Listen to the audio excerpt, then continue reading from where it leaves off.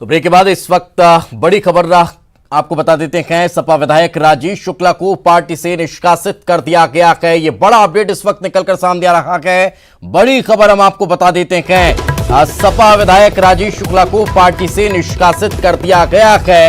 ये बड़ी खबर निकलकर सामने आ रही है। आपको बता दें लगातार इस तरह की खबरें चल रही थी और बड़ी अपडेट इस वक्त हम आपको बता रहे हैं कि सपा विधायक राजेश शुक्ला को पार्टी से निष्कासित कर दिया गया।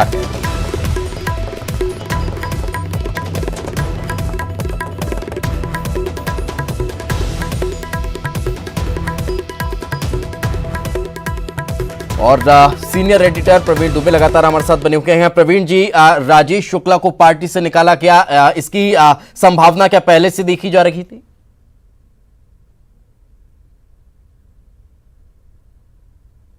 तो जैसे बसपा की जब रामबाई वहां गई थी तो रामबाई ने बहुत स्पष्ट कहा था कि हमारी बहन जी का कोई डायरेक्शन इस पूरे मसले को लेकर नहीं आया कि करना क्या है। तो जब बहन जी के कोई निर्देश नहीं है तो हम जैसा चाहें वैसा कर सकते हैं अपनी समझ के हिसाब से। तो रामबाई और जो संजू है वो दोनों वहां चले गए। लेकिन सपा ने कुछ ना कुछ, जाहिर सी बात है सपा कैसे बीजेपी के साथ जाएगी या क्या उन्होंने तय किया था। मुझे लग रहा है कि ये इसमें अंडर द टेबल कुछ तो इसमें भी बात हो सकती है दीपेश, कि वहां पर फिर समाजवादी पार्टी को जवाब देना पड़ता कि आप कैसे वहां बीजेपी के साथ हो गए, यहाँ आप यूपी में विरोध कर रहे हो, वहां पे आपका एमएलए जो है वो वोट कर रहा है बीजेपी के साथ मिलके, तो उनकी पोजीशन वहां खराब होती क्योंकि एक वोट से यहाँ फर्क पड़े ना पड़े लेकिन यूपी में तो सवाल हो सकते थे। तो हो सकता है कि उन्होंने ये दिखाने के लिए ये सब निर्णय लिए हों, क्योंकि ऐसा संभव नहीं है कि रामबाई या जो बसपा के एमएलए हैं ये इस हैसियत में हैं कि बिना ऊपर वालों से पूछे कहीं चले जाएं। या तो ये हो सकता है कि संख्या बल जो कि कम है तो इन पर कोई दल बदल विरोधी कानून एप्लीकेबल होगा नहीं, तो इस वजह से या तो चले गए हों, या ये संभव है कि वहां से ही इशारा होगा कि ठीक है आप अपने हिसाब से देख लीजिए लेकिन पार्टी कार्रवाई करेगी। तो हाँ, हम कह सकते हैं कि भाई बीजेपी का अगर ये मामला आगे बढ़ता है तो एक एमएलए और इनके साथ हो जाएंगे कि जो भाजपा के कोटे में जाएंगे, क्योंकि अब कांग्रेस में ग्राह होने से रहे क्यों, इन्होंने अगर साथ बीजेपी का दिया है तो ये आने वाले दौर, जैसे मैंने पहले भी कहा था दीपेश अभी आपसे बात करने में, कि ये उठापटक का दौर है। इस तरह की खबरें और भी आती रहेंगी, पाला बदलने की खबरें आती रहेंगी। तो एमपी की सियासत और कोई बहुत बड़ी बात नहीं होगी, मैं अभी हम कह सकते हैं कि बहुत हाइपोथेटिकल है, लेकिन कोई बहुत बड़ी बात नहीं होगी कि एमपी जो है हो सकता है मिड टर्म पोल की तरफ भी बढ़ जाए।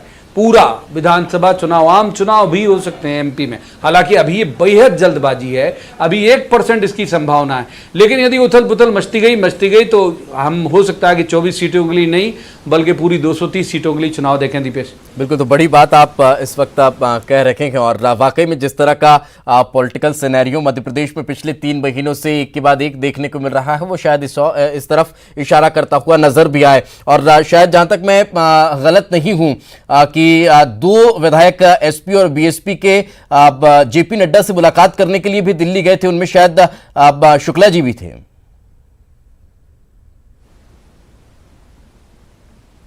हाँ बिल्कुल, तो ये लोग इनकी और यहाँ भी अब वहाँ मुलाकात करने के का तो चलिए कि ठीक है, बंद कमरे की मीटिंग हो सकता है। अभी शरद की जो हम दोनों दिन स्टोरी देख रहे थे, शरद ने जो उनका डिनर कवर किया था वहाँ थे और उन्होंने बड़ा दम से कहा कि हाँ हम बीजेपी के साथ हैं और बहुत खुल के उन्होंने कहा कि कोई इफ्स एंड बट्स उन्होंने नहीं लगाया कि ऐसा होगा कि वैसा होगा कि ये होगा कि वो होगा। जो निर्दलीय लोग हैं वो सब छेपक के साथ बोल रहे थे कि हमारी तो मजबूरी है, हमें सरकार में रहना है और हम निर्दलीय लोग हैं, क्षेत्र के विकास के लिए हमें सरकार का साथ देना हमारी मजबूरी है। इन लोगों ने कोई छेपक नहीं लगाया, सिर्फ ये कहा कि हाँ हम बीजेपी के साथ हैं। तो ये भी एक देखने वाली बात है कि भाई ये लोग इतने दम से खड़े रहे। बहुत ज्यादा बात मुझे लगता है शरद उसको बेहतर तरीके से विस्तारित कर पाएंगे दीपेश के।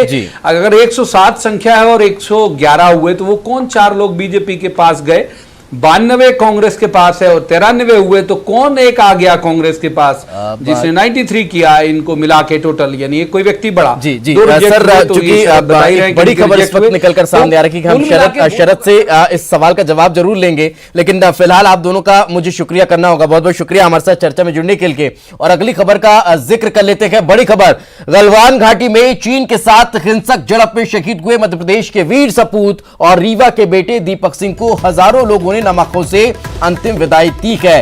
बड़ी संख्या में लोग वीर शहीद की अंतिम झलक पाने, उन्हें अंतिम सलामी देने के लिए बेताब रखे।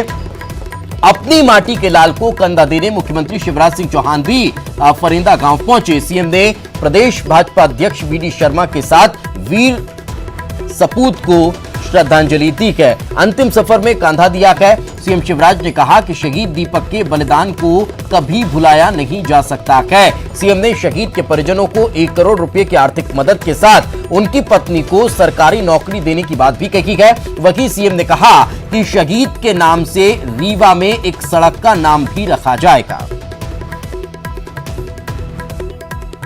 अखंडता और संप्रभुता की रक्षा के लिए अपना सर्वोच्च बलिदान दिया, अपना सर्वस्व न्यौछावर कर दिया। मार के दीपक बलिदान हुए और ऐसे सपूतों के रहते हुए भारत माता की तरफ कोई आंख उठाकर नहीं देख सकता। हमें गर्व है अमर शहीद दीपक सिंह जी पर। परिवार दीपक सिंह जी का अकेला नहीं है, इनके साथ पूरा देश, पूरा प्रदेश खड़ा हुआ है।